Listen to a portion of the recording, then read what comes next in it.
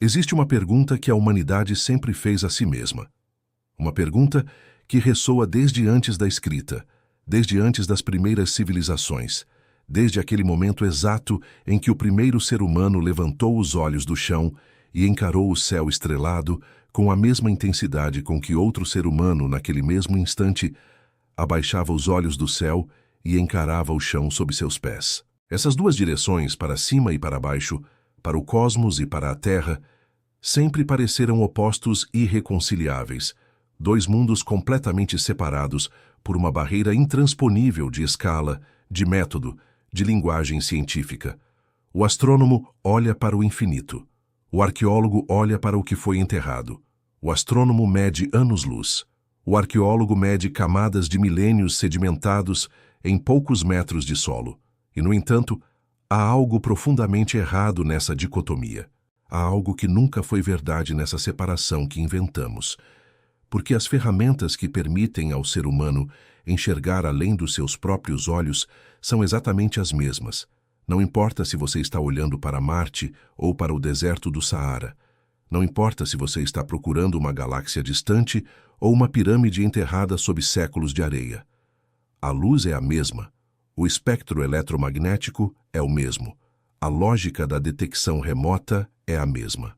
E foi exatamente essa percepção, essa compreensão de que os dois extremos da escala humana de exploração convergem para as mesmas técnicas fundamentais, que deu origem a uma das disciplinas mais fascinantes e menos conhecidas do nosso tempo, uma área que carrega no próprio nome a síntese improvável de dois mundos que pareciam destinados a nunca se encontrar. Essa área se chama arqueologia espacial. Agora, antes que você imagine arqueólogos em trajes espaciais escavando crateras na Lua atrás de fósseis alienígenas, é preciso esclarecer o que esse termo realmente significa, porque a realidade é ao mesmo tempo mais prosaica e infinitamente mais sofisticada do que qualquer ficção científica poderia inventar. A arqueologia espacial não é a arqueologia feita no espaço. Ela é a arqueologia feita com os instrumentos do espaço. É o uso sistemático, científico e estratégico de satélites, de sensores remotos, de lasers aerotransportados, de bandas espectrais invisíveis ao olho humano, de algoritmos de processamento de imagem, de dados coletados a centenas de quilômetros de altitude. Tudo isso aplicado ao problema de encontrar, mapear, proteger e compreender os sítios arqueológicos que cobrem a superfície do nosso planeta. É a ideia de que você não precisa estar no lugar para enxergar o lugar, que a distância, ao invés de ser um obstáculo, pode ser uma vantagem estratégica, que ver de cima, com os olhos certos, revela o que jamais seria visto de baixo, mesmo que você passasse a vida inteira andando sobre aquele terreno. Pense nisso por um momento. A humanidade tem aproximadamente 7.000 anos de história sedimentada em camadas de solo, areia, lama e floresta em cada continente do planeta. Nós temos cidades que foram construídas sobre cidades que foram construídas sobre cidades. Temos templos que desapareceram sob selvas que cresceram durante séculos.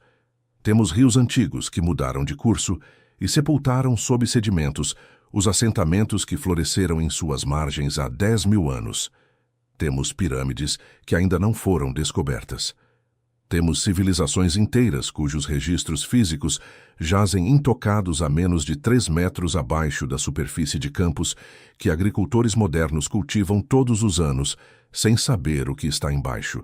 A extensão do que não sabemos sobre nós mesmos é vertiginosa, e a extensão do que podemos perder antes mesmo de descobrir é ainda mais vertiginosa. Durante a maior parte da história da arqueologia, o método era simples em conceito e brutal em execução. Você ia até o lugar.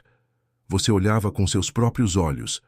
Você escavava com suas próprias mãos, ou com as mãos de equipes que você coordenava. Você tinha sorte ou não tinha sorte.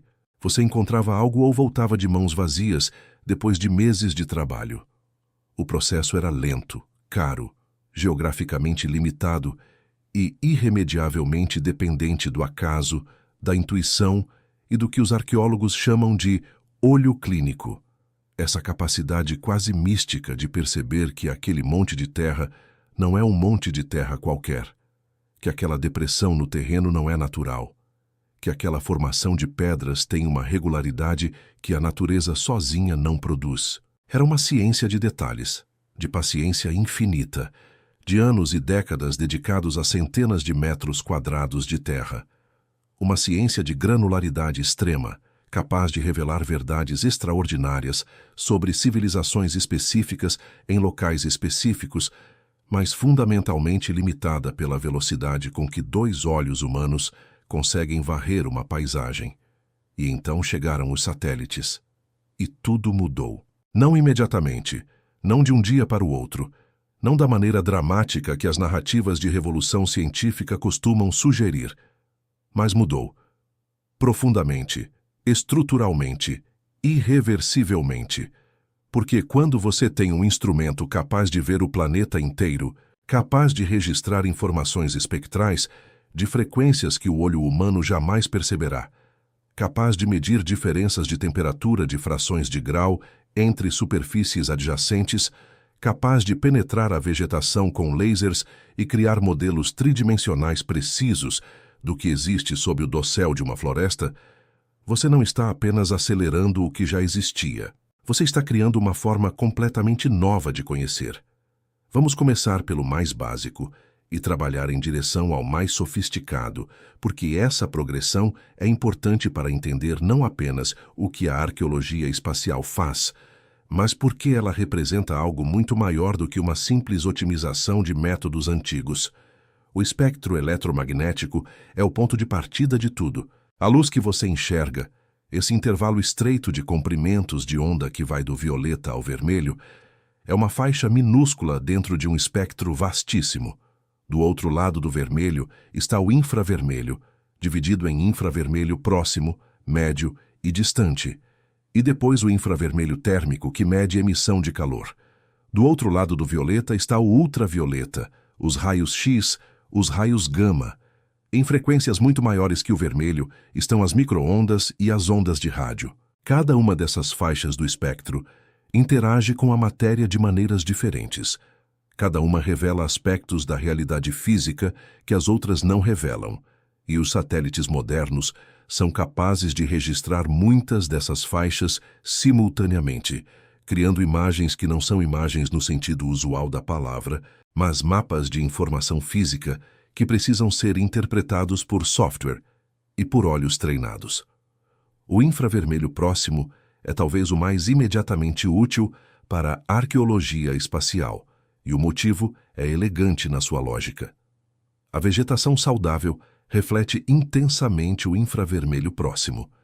É uma característica física dos cloroplastos, das estruturas celulares das plantas, da forma como elas absorvem certos comprimentos de onda para a fotossíntese e refletem outros.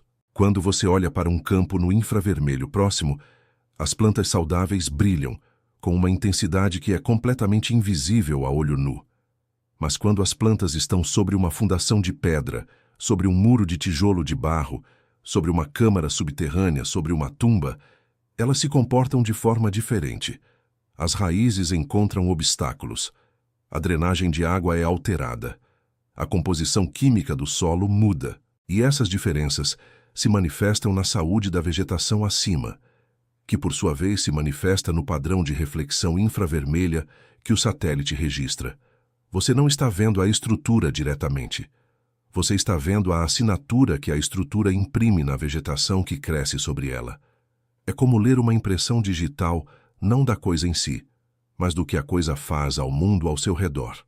No deserto, onde não há vegetação, o mecanismo é diferente, mas igualmente poderoso. As fundações de templos, as bases de pirâmides, os muros de cidades enterradas, são feitas de materiais que retêm umidade de forma diferente da areia ao redor. Tijolo de barro antigo tem uma composição, uma densidade, uma capacidade de absorção que o distingue fisicamente do solo que o envolve.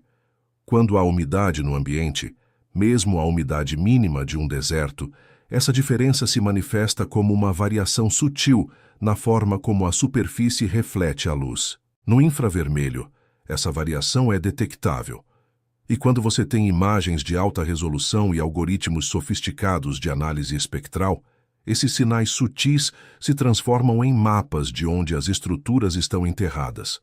No Egito, que é um laboratório natural para essas técnicas, precisamente porque a areia seca preserva estruturas enterradas com eficiência extraordinária, ao mesmo tempo que cobre completamente a superfície, o potencial da arqueologia por satélite é quase ilimitado. A densidade de ocupação humana no Vale do Nilo, ao longo de mais de 3.000 anos de civilização contínua, é difícil de compreender em termos abstratos. Pense em aproximadamente 2 a 3 milhões de pessoas, vivendo, construindo, morrendo e sendo enterradas no Vale do Nilo durante 3.000 anos. Cada geração construindo sobre a anterior. Cada cidade acrescentando camadas sobre o que existia antes. Cada necrópole expandindo para acomodar mais gerações. O volume de estrutura física que isso representa, o número de tumbas, templos, pirâmides, cidades, vilarejos, palácios, celeiros, sistemas de irrigação que foram construídos, destruídos, soterrados e esquecidos ao longo desses milênios, é simplesmente incompreensível. E a extensão do que foi escavado, mapeado e compreendido até hoje? Uma estimativa cuidadosa sugere que no delta do Nilo sozinho, a fração do patrimônio arqueológico que foi efetivamente escavada e estudada é de 1/1000%. 1/1000%.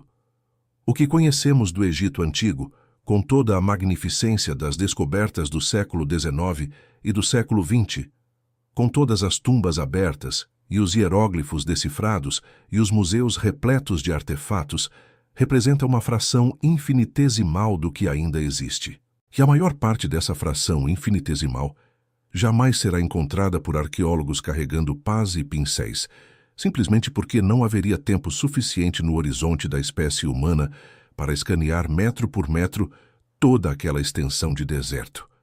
A não ser que você use satélites, com sensores remotos, com análise espectral, com algoritmos de detecção de padrões, é possível varrer centenas de quilômetros quadrados em dias. É possível identificar onde as anomalias espectrais sugerem estruturas enterradas.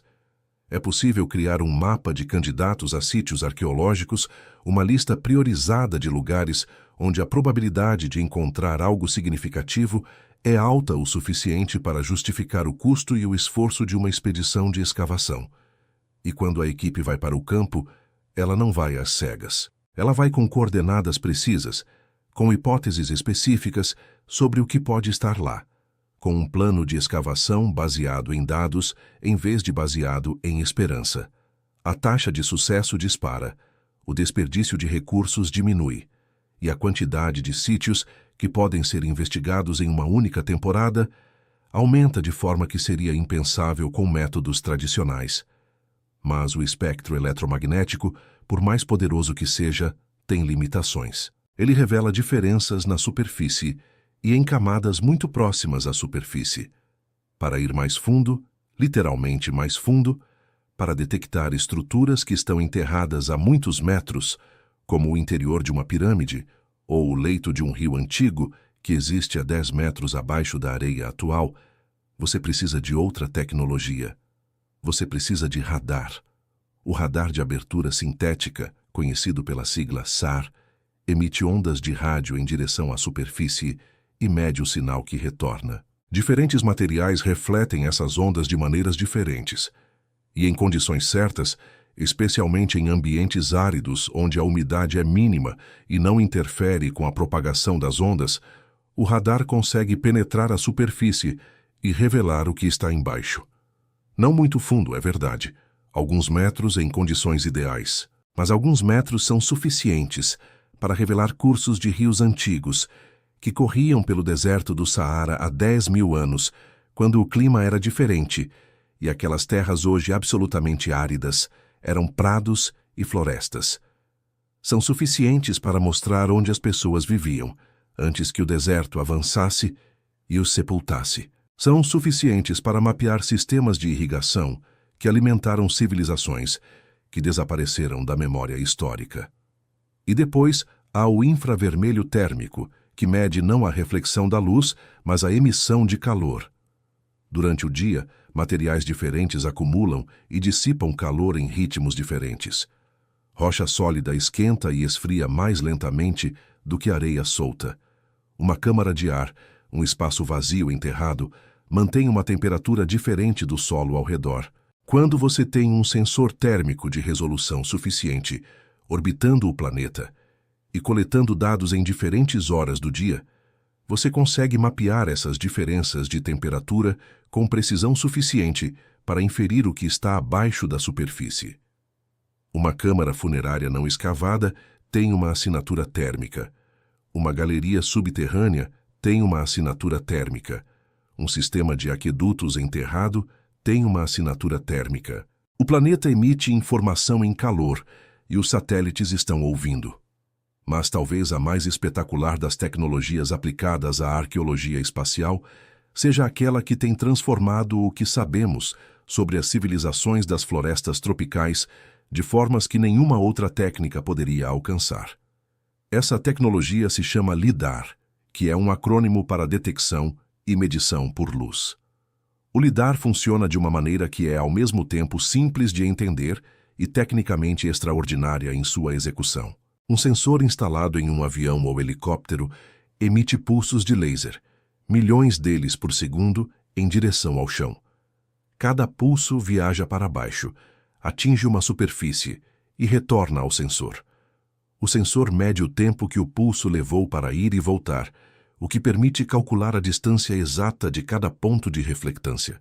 E porque o sensor está em movimento constante sobre a paisagem, e porque ele emite tantos pulsos por segundo, no final você tem uma nuvem de pontos, um modelo tridimensional de altíssima resolução de tudo o que existe abaixo do avião. Agora, a chave para a aplicação arqueológica está no que acontece quando você usa software para filtrar essa nuvem de pontos. Em uma floresta densa, o LIDAR captura pontos em todos os níveis: os topos das árvores mais altas, as camadas intermediárias de vegetação, o subbosque e, quando os pulsos conseguem passar por aberturas na vegetação, o chão propriamente dito. Com o software certo, você pode remover todos os pontos que não estão no chão. Você pode subtrair digitalmente a floresta inteira e ser deixado com um modelo do relevo da Terra, como se não houvesse nenhuma planta sobre ele. E é nesse modelo de terra nua que as estruturas aparecem. Pirâmides que estavam completamente invisíveis sob o dossel de uma floresta que cresceu durante séculos se revelam como formas geométricas impossíveis de serem naturais. Canais que conectavam cidades de civilizações que achávamos que eram simples aparecem como uma rede sofisticada de engenharia hidráulica. Campos agrícolas que sustentaram populações muito maiores do que estimávamos mostram a extensão real de uma civilização que subestimamos por séculos. O que aconteceu no Camboja é provavelmente o exemplo mais dramático. Angkor Wat, o complexo de templos que é o maior monumento religioso do mundo em área, foi durante décadas o centro de uma civilização que achávamos conhecer razoavelmente bem. Tínhamos os templos, tínhamos as inscrições, tínhamos uma ideia do tamanho e da organização do Império Khmer. E então, os arqueólogos realizaram varreduras de LIDAR sobre a região e o que emergiu dos dados foi devastadoramente diferente do que imaginávamos. Angkor não era apenas um complexo de templos cercado por uma cidade moderadamente grande. Era uma metrópole. Uma rede urbana de dimensões que rivalizam com as maiores cidades medievais do mundo, conectada por sistemas de canais, reservatórios, estradas e bairros residenciais que se estendem por uma área que torna o que víamos nos templos uma fração mínima da realidade total. A civilização que construiu Angkor era muito maior, muito mais complexa, muito mais sofisticada do que qualquer estimativa anterior sugeria. E nenhum arqueólogo tinha percebido isso. Não porque fossem incompetentes, mas porque é literalmente impossível enxergar a extensão de uma cidade quando você está dentro dela, dentro de uma floresta que a esconde. O mesmo aconteceu na América Central e na América do Sul. Na Guatemala, na Belize, no México, varragens de LIDAR revelaram que as civilizações maias eram muito mais densamente urbanizadas e muito mais sofisticadas em termos de infraestrutura do que a visão acadêmica tradicional admitia. O paradigma da civilização maia como uma rede de cidades-estado relativamente isoladas em uma floresta tropical deu lugar à compreensão de que havia uma teia contínua de assentamentos, estradas elevadas, sistemas agrícolas de terraços e gestão de água que cobria áreas inteiras de forma que só é visível quando você remove digitalmente a floresta que cresceu sobre tudo isso durante os últimos 1000 anos. No Brasil, na Amazônia, o impacto foi igualmente revelador, mas com uma dimensão histórica e ética adicional que vai além da arqueologia pura. Durante décadas, a ideia dominante era que a floresta amazônica era essencialmente uma floresta primária, intocada, uma natureza selvagem, que os povos indígenas habitavam em populações pequenas e dispersas, vivendo em harmonia com o ambiente sem transformá-lo fundamentalmente. Essa ideia servia a propósitos que não eram apenas científicos. Ela implicitamente justificava a narrativa de que a Amazônia era uma terra sem história, sem civilização no sentido que os colonizadores reconheciam e, portanto, disponível para a exploração. As barragens de Lidar destruíram essa narrativa. O que emerge dos dados é uma Amazônia que foi profundamente modificada por populações humanas durante séculos ou milênios. Estruturas de terra geométricas, os chamados geoglifos, que se estendem por áreas enormes. Sistemas agrícolas complexos. Redes de aldeias conectadas. Uma paisagem cultural, não uma natureza intocada. Os povos que viveram na Amazônia antes da chegada europeia não eram caçadores-coletores nômades em uma floresta virgem. Eram agricultores, engenheiros, arquitetos de paisagem. E a floresta que conhecemos hoje é em parte o resultado de suas intervenções ao longo de gerações. Essa revelação tem consequências que vão muito além da arqueologia. Ela muda quem somos como espécie na relação com esse território específico. Ela muda quem eram as pessoas que foram dizimadas e escravizadas pela colonização europeia. Ela muda a conversa sobre soberania, sobre direitos territoriais, sobre o que significa proteger a Amazônia. E tudo isso começou com um avião carregando um sensor de laser, voando sobre a floresta e contando os pulsos que voltavam do chão. Há uma outra dimensão da arqueologia espacial que é igualmente fascinante, mas raramente discutida fora dos círculos especializados, e essa dimensão tem a ver com o tempo em vez do espaço. Os satélites não apenas revelam o que existe agora, eles revelam o que existiu antes e como chegamos ao agora, porque os arquivos de imagens de satélite se acumulam ao longo de décadas. O Landsat, o programa de satélites de observação terrestre da NASA, tem imagens de praticamente toda a superfície do planeta desde a década de 70. Isso significa que você pode pegar uma região qualquer da Terra e assistir a um filme de 50 anos de transformação da paisagem. Você pode ver florestas desaparecerem, pode ver cidades crescerem, pode ver rios mudarem de curso e pode ver sítios arqueológicos sendo destruídos em tempo real. Esse último ponto é de uma importância que não pode ser subestimada. A destruição do patrimônio arqueológico mundial está acontecendo em uma velocidade alarmante. Alguns dessa destruição é o resultado do desenvolvimento urbano, da agricultura, da mineração, de toda a pressão que o crescimento econômico exerce sobre a superfície do planeta. Mas uma fração significativa, especialmente no Oriente Médio e no norte da África, é resultado de saques sistemáticos, de grupos que escavam ilegalmente em busca de artefatos para vender no mercado negro internacional. E as imagens de satélite revelam esse processo com uma clareza perturbadora. Quando os saqueadores cavam em um sítio arqueológico, eles deixam marcas que são visíveis do espaço, crateras de escavação, padrões de perturbação do solo, mudanças na morfologia do terreno que são completamente diferentes da perturbação causada por processos naturais. Quando você compara imagens de satélite do mesmo sítio, tiradas em meses diferentes, você vê esses padrões se multiplicarem. Você vê a destruição acontecendo. Isso criou uma nova aplicação urgente para a arqueologia espacial, que nada tem a ver com descoberta, e tudo tem a ver com preservação. Equipes de pesquisadores monitoram sistematicamente os sítios mais vulneráveis do planeta, usando imagens de satélite comerciais, que atualmente têm resolução suficiente para detectar perturbações de poucos metros quadrados. Quando uma anomalia é detectada, ela é investigada, documentada, reportada às autoridades competentes e às organizações internacionais de preservação. Em alguns casos, esse monitoramento levou à interrupção de operações de saque antes que o dano fosse irreversível. Em outros casos, chegou tarde demais. Mas a capacidade de monitorar em escala planetária, de ver o que está acontecendo em um sítio arqueológico no Iraque, ou no Mali, ou no Iêmen, sem precisar de ninguém fisicamente presente, é uma ferramenta de preservação que não existia antes dos satélites. E há ainda uma dimensão adicional, uma que talvez seja a mais provocadora de todas para quem pensa nas fronteiras entre ciências. Há uma pergunta que a arqueologia espacial inevitavelmente coloca, uma pergunta que começa na superfície da Terra e termina nas estrelas.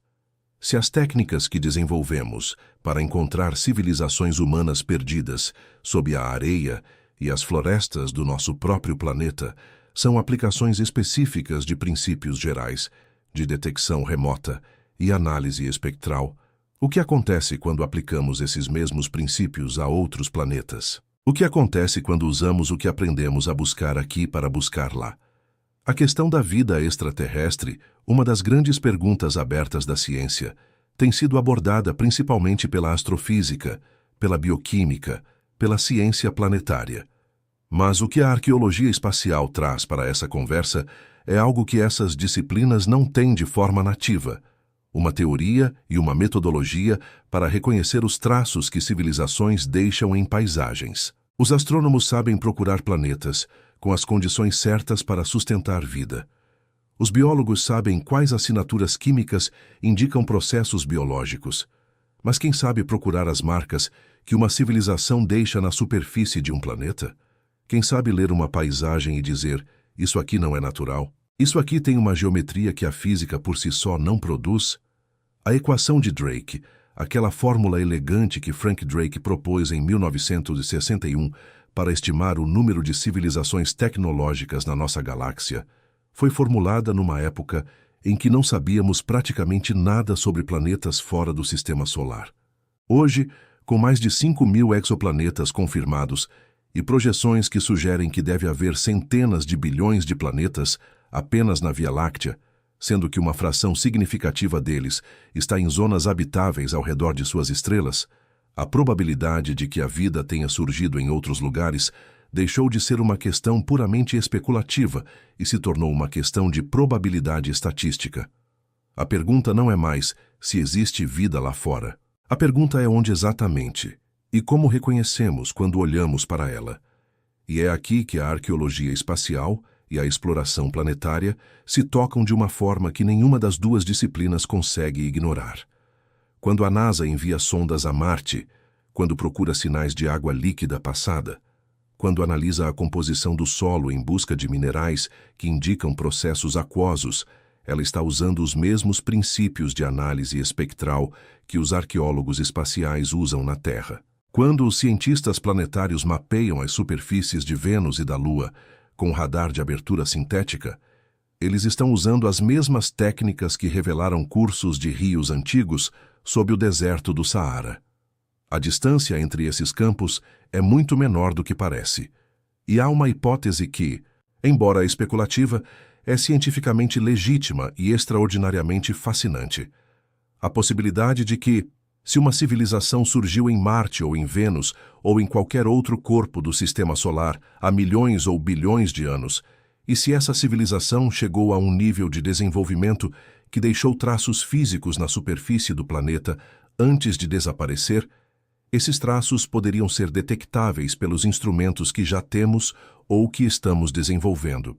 Não necessariamente artefatos óbvios, não cidades que qualquer pessoa reconheceria imediatamente, mas anomalias geométricas, padrões regulares demais para serem naturais, distribuições de materiais que diferem do que a geologia sozinha produziria. as mesmas assinaturas que revelam pirâmides sob a areia do Egito ou cidades maias sob a floresta guatemalteca. Essa ideia não é ficção científica. É uma extensão lógica das metodologias que já funcionam aqui na Terra. E ela é suficientemente séria para ter gerado conversas entre arqueólogos espaciais e cientistas da NASA, entre pesquisadores de SETI, a organização que busca inteligência extraterrestre, e especialistas em sensoriamento remoto. A linguagem que a arqueologia espacial desenvolveu para descrever o que procura, para formalizar como detecta e interpreta anomalias em paisagens, é exatamente a linguagem que seria necessária para conduzir uma busca sistemática por evidências de atividade inteligente passada em outros planetas. E há outra conexão, ainda mais inesperada, entre a arqueologia espacial e a exploração do espaço. A Estação Espacial Internacional existe há mais de 25 anos. Ela foi montada ao longo de anos, por múltiplas expedições, com componentes projetados em décadas diferentes, por países diferentes, com filosofias de engenharia diferentes. Ao longo desse tempo, coisas foram trazidas para bordo e coisas foram descartadas. Tecnologias ficaram obsoletas, sistemas foram substituídos, hábitos, rotinas, padrões de uso do espaço evoluíram conforme as tripulações se sucederam. O que foi deixado para trás? O que foi modificado de formas não documentadas? Como o espaço físico da estação reflete a história de sua ocupação? Essas são perguntas arqueológicas, e existe, literalmente, uma arqueologia da Estação Espacial Internacional, um campo emergente que aplica metodologias arqueológicas para documentar, preservar e interpretar o registro material de um dos empreendimentos humanos mais extraordinários da história. É arqueologia, mas é arqueologia no espaço, e ela fornece uma metodologia para compreender como os seres humanos habitam e modificam espaços em condições extremas, o que é exatamente o conhecimento que precisaremos quando habitarmos permanentemente outros mundos. E há ainda a questão que talvez seja a mais estranha e a mais maravilhosa de todas, a que toca o limite externo do que a arqueologia espacial como campo pode contemplar. Se rochas são ejetadas da superfície de um planeta por impactos de asteroides com força suficiente para escapar da gravidade e viajar pelo espaço até outros corpos celestes, como sabemos que acontece porque temos meteoritos de origem marciana aqui na Terra, então o inverso também é verdadeiro. Devemos ter meteoritos de origem terrestre na Lua. E se a Terra teve vida microbiana há mais de 3 bilhões de anos, o que sabemos que teve porque temos fósseis disso, então esses micróbios, ou pelo menos seus restos fossilizados, poderiam ter viajado como caronas ocultos dentro de rochas ejetadas pela Terra, e alguns desses fragmentos poderiam ter pousado na Lua e continuado lá, preservados, porque a Lua não tem atmosfera, não tem erosão, não tem água, não tem processos geológicos ativos que destruiriam esses registros. A Lua é, em termos de preservação geológica, um arquivo de longa duração, e alguns dos documentos nesse arquivo poderiam ser registros de vida terrestre pré-histórica que não existem mais na própria Terra, porque a Terra, ao contrário da Lua, é um planeta ativo que constantemente destrói e recicla seu próprio passado geológico. Se essa hipótese for correta, então procurar evidências de vida na Lua não é uma ideia absurda. É uma ideia que emerge naturalmente da física do sistema solar, combinada com o que sabemos sobre a história da vida na Terra. E a pergunta que um arqueólogo espacial faria imediatamente seria: essas rochas de origem terrestre teriam uma assinatura espectral que as distinguiria do material lunar nativo? Seria possível detectá-las remotamente? Seria possível criar um mapa de onde a probabilidade de encontrá-las é maior? Seria possível, em outras palavras, fazer a mesma coisa que fazemos quando procuramos pirâmides no deserto, mas aplicada à superfície da Lua, buscando fragmentos de história terrestre que teriam sido preservados melhor ali do que aqui? Essas são perguntas abertas. Elas não têm resposta estabelecida. Elas existem na fronteira entre o que sabemos e o que ainda não sabemos, que é exatamente onde as perguntas mais interessantes costumam viver.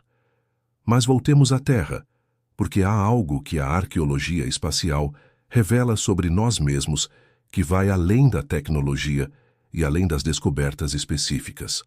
Há uma lição sobre a natureza da humanidade que emerge de forma consistente de praticamente todos os projetos de arqueologia espacial que já foram conduzidos. Quando você mapeia o planeta inteiro, quando você vê de cima a distribuição de onde os seres humanos se estabeleceram ao longo de milênios, quando você observa que as mesmas cidades continuam sendo habitadas por milênios, porque os fatores que as tornavam boas para se viver há 3.000 anos continuam válidos hoje. Quando você percebe que construímos sobre o que construímos antes, não porque não sabíamos o que estava abaixo, mas porque aquele lugar continuava sendo o melhor lugar para estar, você chega a uma conclusão sobre a humanidade que é simultaneamente humilde e profundamente esperançosa. Nós persistimos. Essa é a lição. Não a lição de que somos invencíveis, nem de que nossas civilizações duram para sempre. As evidências mostram com brutal clareza que civilizações específicas desaparecem. Impérios caem. Cidades são abandonadas. Idiomas morrem, tecnologias são esquecidas. Mas as pessoas continuam.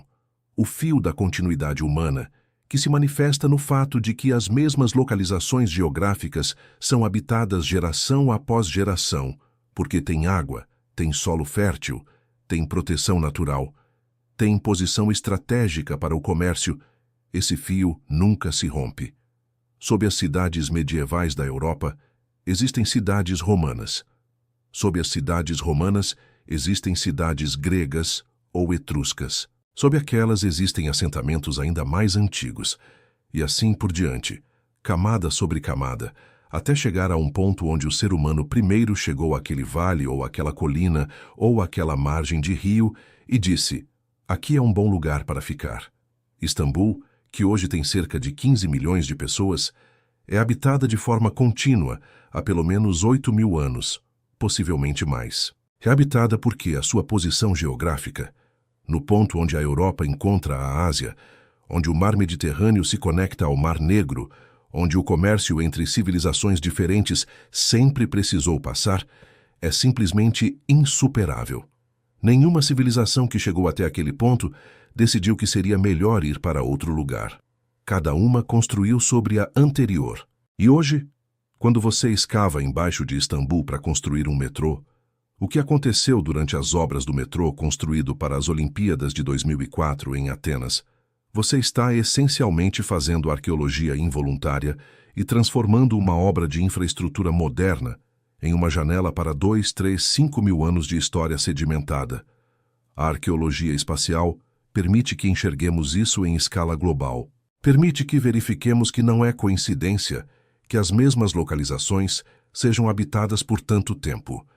Permite que mapeemos a lógica da persistência humana, a razão pela qual certas escolhas feitas por ancestrais, que não sabemos nem os nomes, persistem até hoje na forma de onde vivemos e como organizamos nossas cidades. É a tecnologia mais avançada do século XXI, colocada a serviço de entender por que e como a humanidade sobreviveu até o século XXI.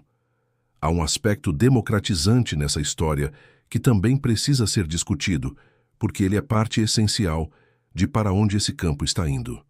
Durante a maior parte da história da arqueologia, o acesso às ferramentas de detecção remota era restrito a governos, a grandes universidades, a pesquisadores com financiamento robusto. Uma imagem de satélite de alta resolução de uma área arqueológica custava $10.000 há 20 anos. Hoje, a resolução disponível gratuitamente pelo Google Maps para qualquer pessoa com um computador e uma conexão de internet é suficiente para identificar muitas categorias de sítios arqueológicos. A democratização do acesso a dados de sensoriamento remoto está criando uma situação nova e, ao mesmo tempo, empolgante e desafiadora. Um exército de cidadãos arqueólogos, pessoas sem treinamento formal, mas com curiosidade genuína, e olhos treinados por anos de olhar para imagens de satélite, que passam horas varrendo imagens do Google Earth em busca de anomalias que poderiam ser sítios arqueológicos. Isso é bom, sem qualificação. A atenção pública ao patrimônio arqueológico, A compreensão pública de que o passado da humanidade está enterrado em camadas que ainda não foram investigadas é essencial para a criação do apoio político e financeiro que a preservação desse patrimônio exige. Quando mais pessoas entendem que o delta do Nilo contém milhares de sítios arqueológicos não escavados, mais pessoas entendem o custo de destruí-los para construir rodovias ou expandir a agricultura sem um levantamento cuidadoso antes. Quando mais pessoas entendem que a floresta amazônica é uma paisagem cultural, não apenas uma floresta, mais pessoas entendem o que se perde quando ela é destruída. O engajamento público com a arqueologia, mesmo que seja um engajamento mediado por um smartphone e pelo Google Maps, é um bem social. Mas cria também desafios específicos. O entusiasmo não substitui o treinamento. A capacidade de enxergar algo numa imagem não é a mesma coisa que a capacidade de interpretar o que se está vendo, de distinguir uma anomalia arqueológica de uma variação geológica natural, de um artefato do processamento de imagem, de uma estrutura moderna de aspecto antigo. E a pior consequência do entusiasmo não disciplinado pela arqueologia não é o amador que faz uma descoberta falsa. É o amador que vai ao campo tentar escavar o que acredita ter encontrado, destruindo no processo exatamente o contexto arqueológico que tornaria aquele sítio valioso, o contexto que registra não apenas o que estava enterrado, mas a forma como foi enterrado, a relação com outros objetos, as camadas de sedimento, que contém a cronologia, tudo o que converte um objeto isolado em evidência histórica. É por isso que os projetos estruturados de arqueologia cidadã, como plataformas de crowdsourcing, que canalizam o entusiasmo do público para tarefas específicas validadas por especialistas, com protocolos claros de como relatar o que se vê e o que não fazer ao ver, representam o melhor dos dois mundos. Eles arnesam a escala e a atenção que uma massa de pessoas pode oferecer, as capacidades que nenhuma equipe de pesquisadores profissionais jamais poderia igualar em termos de horas-homem disponíveis para vasculhar imagens, mas canalizam esse potencial através de uma estrutura que preserva o rigor metodológico necessário para que as descobertas tenham valor científico. Um exemplo concreto. Em um projeto conduzido com foco no Peru, uma plataforma de arqueologia cidadã mobilizou participantes de todo o mundo para analisar imagens de satélite de uma região e identificar feições que poderiam ser de origem humana. O resultado foi a identificação de quase 30.000 feições potencialmente antrópicas. Depois de filtragem e análise por especialistas, mais de 800 delas foram consideradas descobertas significativas de estruturas ou sítios previamente desconhecidos. 800 descobertas, feitas não por arqueólogos profissionais com décadas de experiência, mas por cidadãos com olhos curiosos e boa vontade, guiados por uma metodologia cuidadosamente construída. Algumas dessas descobertas levaram a explorações de campo que encontraram novas estruturas da civilização Nazca, uma civilização cujo sítio mais famoso, as linhas e geóglifos do Planalto de Nazca, já é reconhecido há décadas, mas que continua revelando surpresas para quem olha com os instrumentos certos. A civilização Nazca, aliás, é um caso fascinante para discutir dentro do contexto mais amplo de como a arqueologia espacial desafia interpretações populares que são cientificamente indefensáveis, mas culturalmente persistentes. As linhas de Nazca, aquelas enormes figuras geométricas e representações de animais e plantas que cobrem uma área de cerca de 450 quilômetros quadrados no deserto peruano e que são visíveis em toda a sua extensão apenas de grandes altitudes, são frequentemente citadas como evidência de influência alienígena. O argumento é simples e aparentemente lógico. Para que fazer algo tão grande, que só se pode ver do céu, se não havia avião, se não havia satélite, se não havia forma de os construtores verem a obra acabada do ângulo do qual é mais impressionante? O argumento parece convincente, até que você começa a pensar com cuidado sobre ele. Primeiro, os criadores das linhas de Nazca não precisavam ver a obra de cima para fazer o que fizeram. As figuras foram criadas com cordas e estacas e muita paciência, usando os mesmos princípios geométricos básicos que permitem criar qualquer figura de grande escala a partir de pontos de referência no solo. Segundo, mesmo que você nunca veja a obra de cima, você sabe o que está construindo. Você tem o design em mente. Você sabe que está criando uma aranha ou um beija-flor ou uma linha reta de dezenas de quilômetros, porque essa é a intenção, não porque está copiando algo que viu do céu. Terceiro, e este ponto é crucial para a arqueologia espacial como campo, a ideia de que algo grandioso demais para ser compreendido ao nível do solo, portanto, requer uma explicação sobrenatural ou extraterrestre, é exatamente a mesma falha lógica que impede as pessoas de compreenderem como as pirâmides foram construídas. A escala nos paralisa.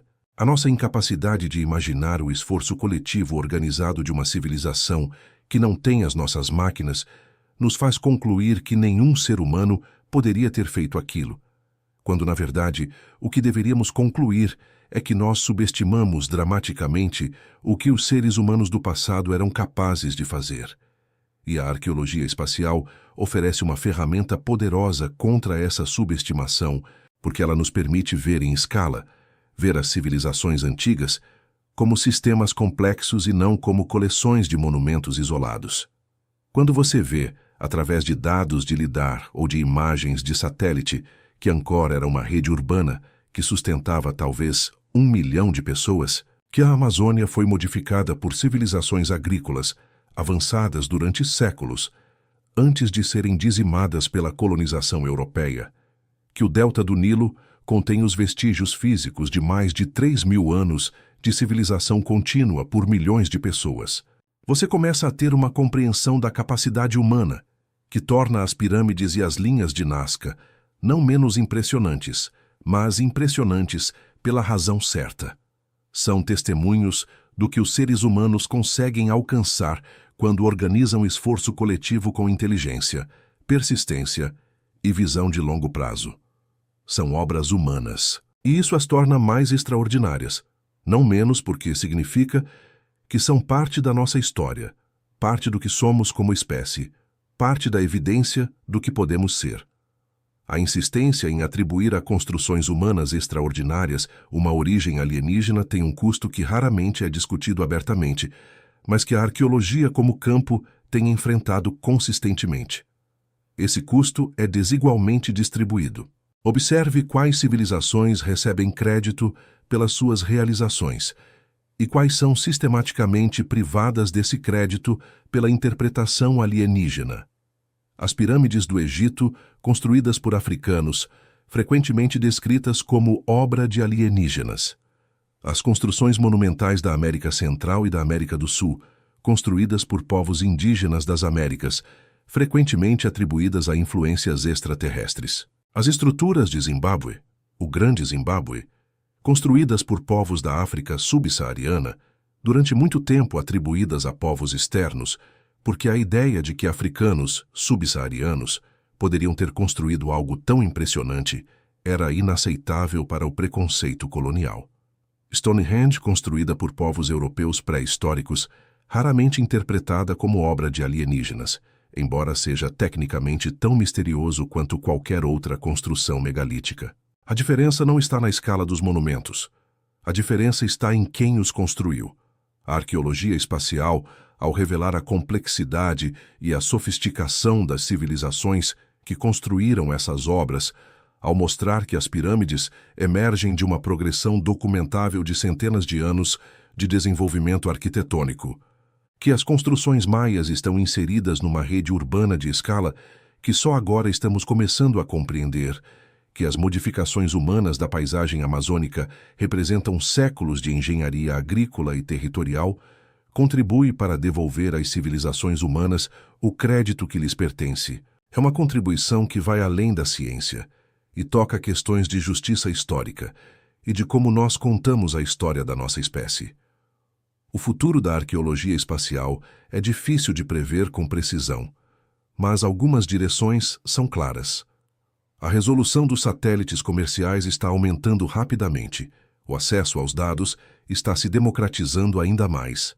O poder computacional disponível para análise de imagem está crescendo de forma exponencial, e com ele, a capacidade dos algoritmos de aprendizado de máquina de detectar padrões em dados de sensoriamento remoto que seriam imperceptíveis à análise humana manual. A combinação dessas três tendências, dados melhores, acesso mais amplo e poder analítico crescente, vai expandir massivamente o alcance do que é possível nos próximos anos. Já existem projetos usando inteligência artificial para varrer arquivos de imagens de satélite em busca de sítios arqueológicos desconhecidos com uma velocidade e uma abrangência que seriam impossíveis por qualquer outro método. Os primeiros resultados são promissores. Em algumas regiões, algoritmos treinados para reconhecer as assinaturas espectrais e morfológicas de sítios arqueológicos já conhecidos estão identificando candidatos a novos sítios em números que superam em muito o que qualquer equipe humana poderia analisar. A questão agora não é mais como encontrar os sítios, mas como organizar o processo de verificação e investigação de campo em face de uma abundância de candidatos que excede em muito a capacidade atual da arqueologia profissional de acompanhar. E além da Terra, as sondas que estão sendo planejadas para a exploração de Marte, de Europa, de Encelados e de outros corpos do Sistema Solar que poderiam ser habitados ou ter sido habitados, estão sendo equipadas com instrumentos que são refinamentos diretos dos instrumentos que a arqueologia espacial ajudou a desenvolver e a validar na Terra. O radar de penetração no solo, que a missão Mars Express usou para detectar possíveis depósitos de água líquida sob a calota polar sul de Marte, é uma versão espacial do radar que os arqueólogos usam para detectar estruturas enterradas no deserto. Os espectrômetros que analisam a composição da superfície marciana em busca de minerais associados a processos aquosos são primos dos instrumentos que os arqueólogos espaciais usam para detectar a assinatura espectral do tijolo de barro antigo sob a areia do Egito. A circulação de tecnologia e de metodologia entre os dois campos é real, é produtiva e está acelerando. Há uma frase que Neil deGrasse Tyson costuma usar para resumir uma ideia que ele considera fundamental para compreender como a ciência funciona. A natureza não conhece os limites que nós estabelecemos entre as disciplinas. Nós é que dividimos o conhecimento em campos, em departamentos, em especialidades, por razões práticas que têm mais a ver com como nós organizamos instituições humanas do que com como a realidade funciona. A natureza não tem um departamento de física separado de um departamento de química separado de um departamento de biologia. Ela só tem as leis que governam tudo ao mesmo tempo. E quando dois campos que pareciam completamente separados, como a arqueologia e a ciência espacial, descobrem que as suas ferramentas e os seus métodos fundamentais são os mesmos, isso não é uma coincidência. É uma revelação sobre a unidade subjacente do conhecimento. A luz que o arqueólogo usa para ver o que está enterrado no deserto é a mesma luz que o astrônomo usa para ver o que está acontecendo em uma galáxia distante. O espectro eletromagnético não sabe se está sendo usado para encontrar uma tumba faraônica ou para detectar a composição atmosférica de um exoplaneta. O laser que o arqueólogo usa para criar um modelo tridimensional da floresta que esconde uma cidade perdida é o mesmo laser que o cosmólogo usa para medir a distância à Lua com precisão milimétrica.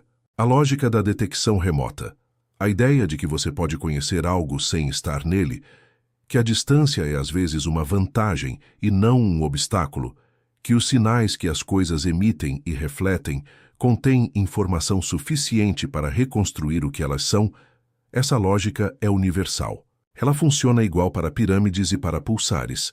E talvez a lição mais profunda que a arqueologia espacial tem a nos ensinar não seja sobre o Egito Antigo, nem sobre a civilização maia, nem sobre como detectar cursos de rios antigos no deserto do Saara. Talvez a lição mais profunda seja sobre nós mesmos como buscadores de conhecimento. Somos uma espécie que olha em todas as direções ao mesmo tempo. Para cima, onde está o infinito. Para baixo, onde está o passado. Para dentro, onde estão as perguntas sobre quem somos. Para fora, onde estão os outros planetas e as outras estrelas e as outras galáxias, e a pergunta sobre se estamos sozinhos. E todas essas direções, quando chegamos às ferramentas fundamentais com que as investigamos, convergem. Não porque decidimos que deveriam convergir, mas porque a realidade é uma só. E os métodos para conhecê-la, quando são suficientemente fundamentais, revelam essa unidade.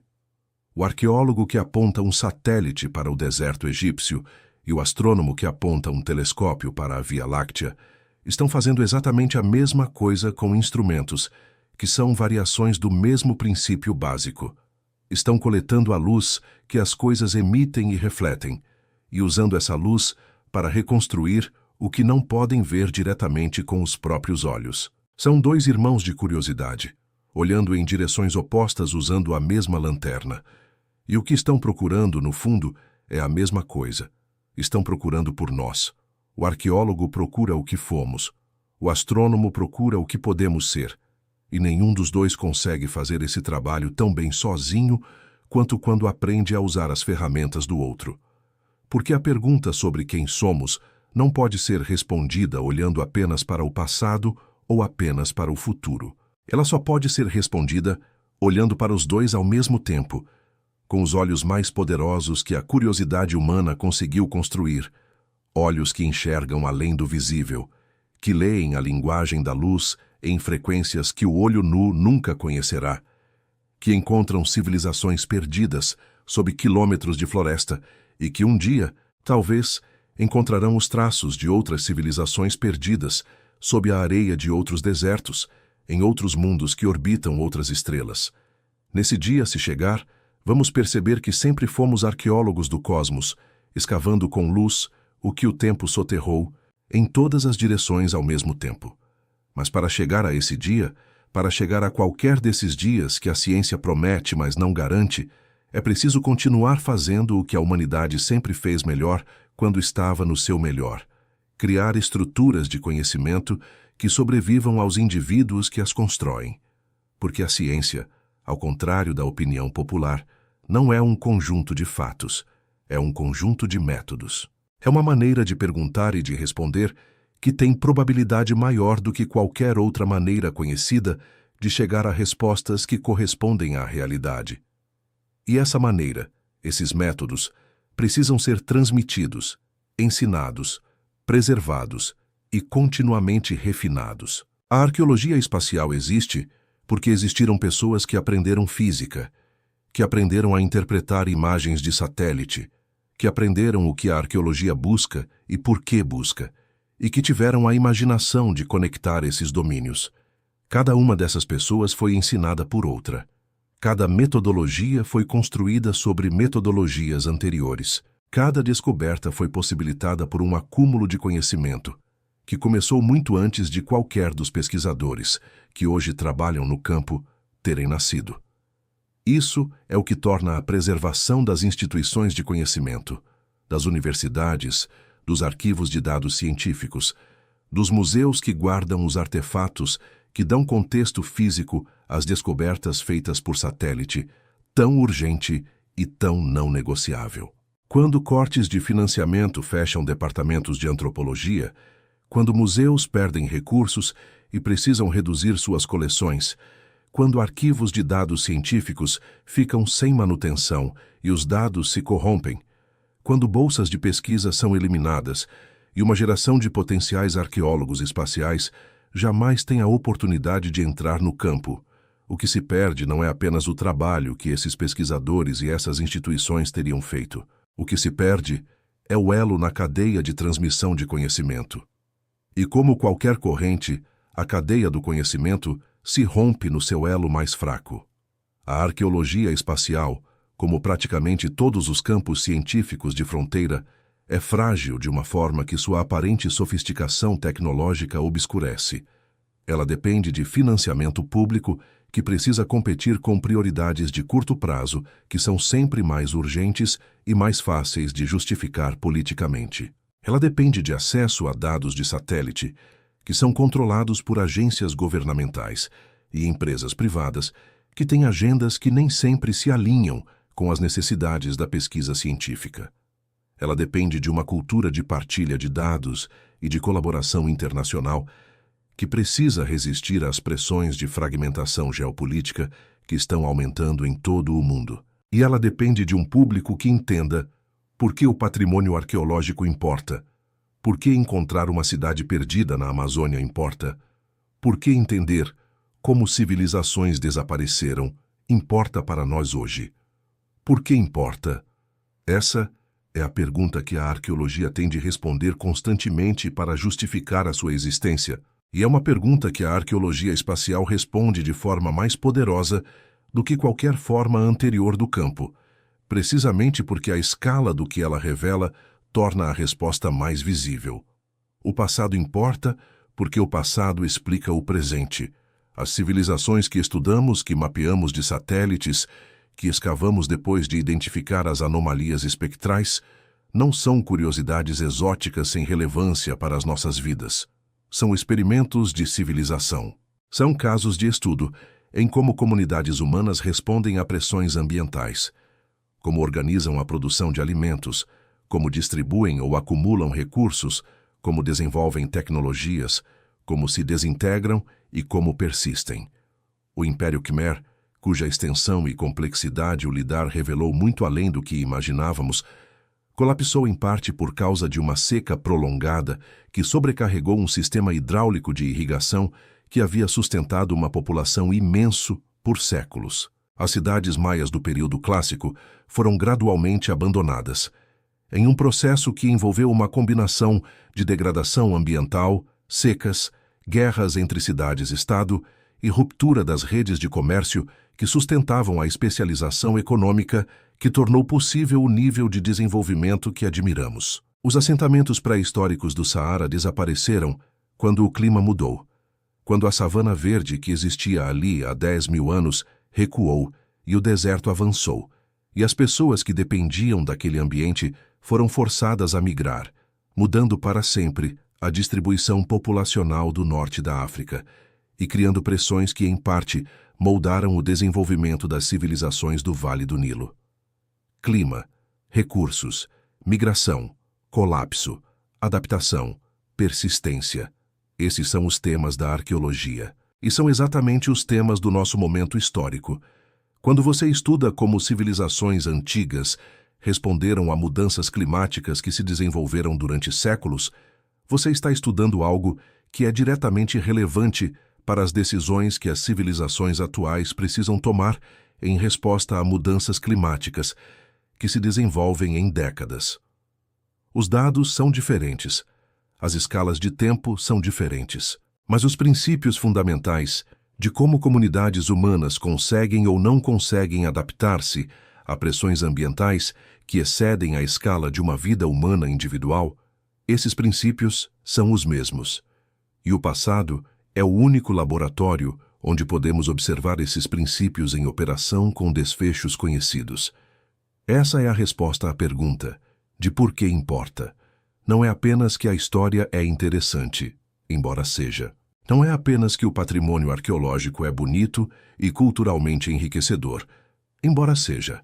É que o passado humano é um repositório de informação sobre o que funciona e o que não funciona para civilizações em face de pressões que excedem a memória de qualquer geração individual. É uma biblioteca de experimentos de longa duração que nenhum laboratório consegue reproduzir e que se destrói irreversivelmente quando sítios arqueológicos são saqueados, quando florestas que cobrem cidades antigas são queimadas, quando solos que contêm estratigrafia de milênios são revolvidos por máquinas agrícolas sem que alguém jamais tenha tido a oportunidade de ler o que estava lá. A arqueologia espacial é, nesse sentido, uma tecnologia de preservação tanto quanto é uma tecnologia de descoberta.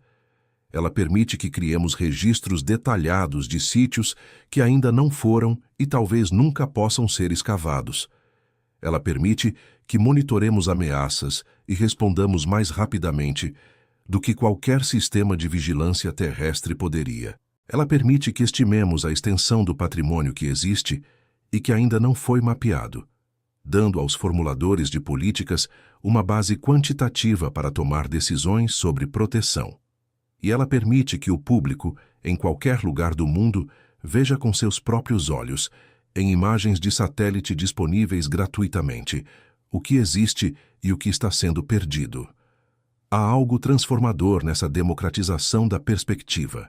Quando você vê de cima o quanto da superfície do planeta foi moldado por gerações de seres humanos que viveram e morreram há milênios, quando você percebe que a Terra sob seus pés tem história antes da história que você aprendeu na escola, quando você entende que o passado não está em museus e em livros didáticos, mas literalmente embaixo de você o tempo todo, algo muda na sua relação com o lugar onde você está e com os outros lugares que você jamais visitou. Você passa a habitar o planeta de forma diferente, com mais consciência, com mais responsabilidade, com mais curiosidade sobre o que está abaixo e ao redor e além. Talvez seja isso, no final, o que a arqueologia espacial oferece de mais valioso. Não apenas as descobertas específicas, não apenas as metodologias sofisticadas, não apenas as contribuições para a preservação do patrimônio ou para a busca de vida extraterrestre, mas uma perspectiva, a perspectiva de quem vê de cima e de longe o suficiente para entender o padrão que não é visível quando você está dentro dele. A perspectiva que revela que as civilizações são fenômenos de escala, que a humanidade é um processo contínuo, muito mais longo do que qualquer história que contamos sobre nós mesmos, que estamos muito mais conectados aos que vieram antes e aos que virão depois do que nossa tendência a viver no presente imediato nos deixa perceber. E que as ferramentas para ver isso existem. Estão nos satélites que orbitam o planeta agora, neste exato momento, coletando dados que ninguém ainda analisou. Estão nos arquivos de imagens que acumulam décadas de registro da superfície terrestre e que guardam descobertas que nenhum arqueólogo ainda fez. E estão nos algoritmos que aprendem a reconhecer padrões em dados que o olho humano não consegue processar na velocidade necessária. E estão também em algo muito mais antigo e muito menos tecnológico, na curiosidade de olhar para o chão e perguntar o que está embaixo, e de olhar para o céu e perguntar o que está além. Essa curiosidade que é a origem de tudo que a ciência já descobriu e de tudo que ainda vai descobrir. Essa curiosidade que nos faz, em última análise, a espécie que somos.